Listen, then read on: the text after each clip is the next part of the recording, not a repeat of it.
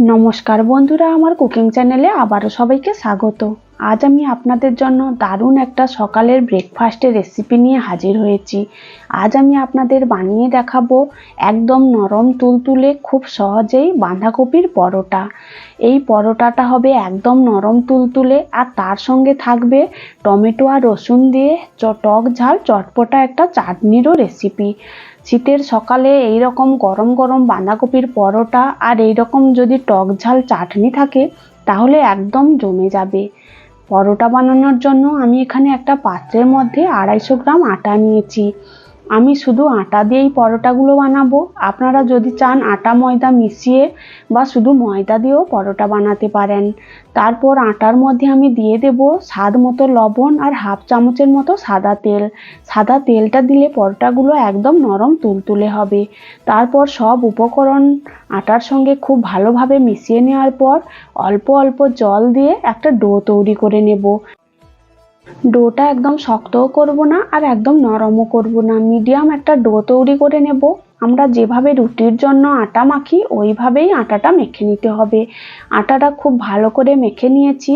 তারপর একটা ঢাকনা দিয়ে আধ ঘন্টা মতো রেস্টে রেখে দেব।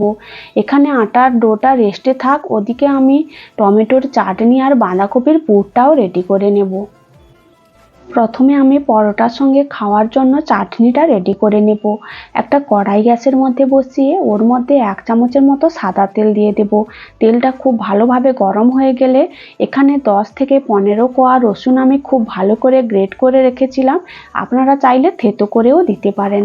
তেলের মধ্যে রসুনটা দিয়ে 1 মিনিটের মতো ভেজে নেওয়ার পর ওর মধ্যে দিয়ে দেব 2টো কাঁচা লঙ্কা কুচি করে রেখেছিলাম, কাঁচা লঙ্কা কুচি আর 3টে টমেটো আমি আগে থেকে গ্রেট করে রেখেছিলাম। গ্রেট করা টমেটোটাও এর মধ্যে দিয়ে দেব। আপনারা যদি চান টমেটোটা মিক্সিতে পেস্ট করেও দিতে পারেন।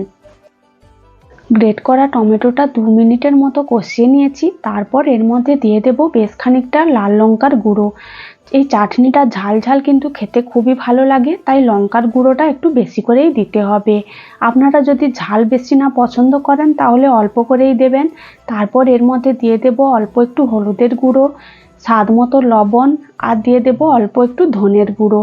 দিয়ে মশলাটা খুব ভালো করে 5 থেকে 6 মিনিট কষিয়ে নিতে হবে, যতক্ষণ না পর্যন্ত টমেটোর কাঁচা গন্ধটা চলে যাচ্ছে। গ্রেট করা টমেটো আর সব মশলা খুব ভালো করে কয়েক মিনিট কষিয়ে নিয়েছি।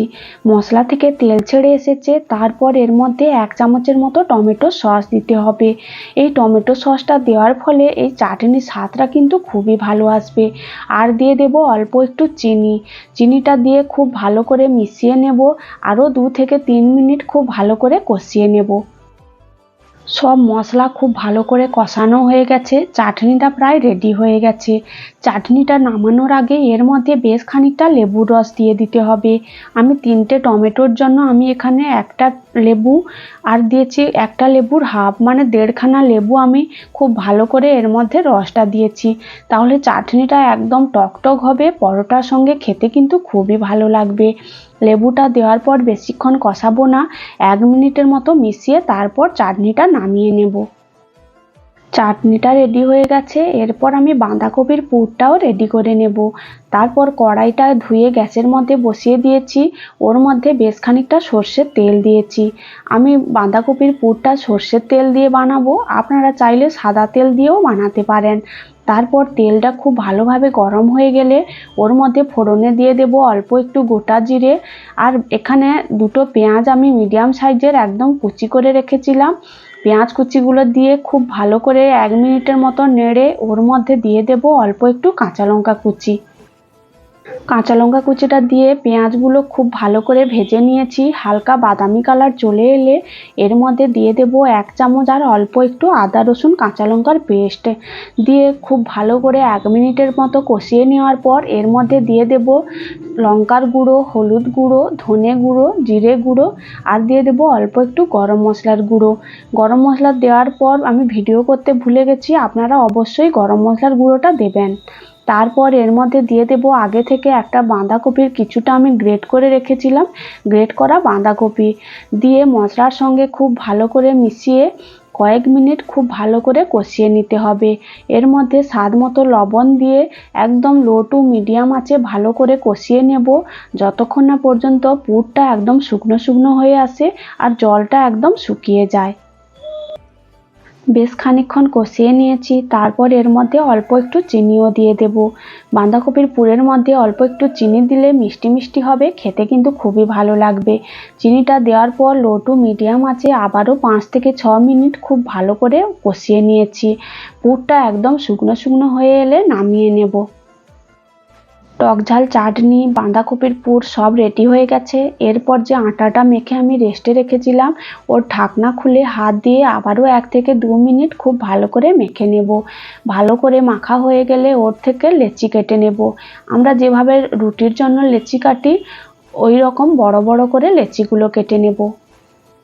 সবগুলো লেচি কাটা হয়ে গেছে, তারপর অল্প করে আটা ছড়িয়ে লেচিগুলো আমি রুটির মতো বেলে নেব। একদম পাতলা পাতলা করে বেলে নেব। আপনারা চাইলে ওইভাবে লেচির ভেতরে পুর ভরেও গোল গোল করে বেলে নিতে পারেন, কিন্তু আমি ওভাবে একটা বানিয়েছিলাম, ফেটে যাচ্ছে, তাই আমি একটু অন্যভাবে পরোটাগুলো বানালাম। খুব ভালো করে রুটির মতো সবগুলো লেচি আমি এক এক করে বেলে নেব। একটা রুটি আমি বেলে নিয়েছি, তারপর একটা চামচ দিয়ে সামনের দিকে কিছুটা অংশ বাঁধাকপির পুর ভালো করে লাগিয়ে নেব। তারপর আমি ভাঁজ করে 3 কোনা পরোটার মতো একটা শেপ দিয়ে দেব।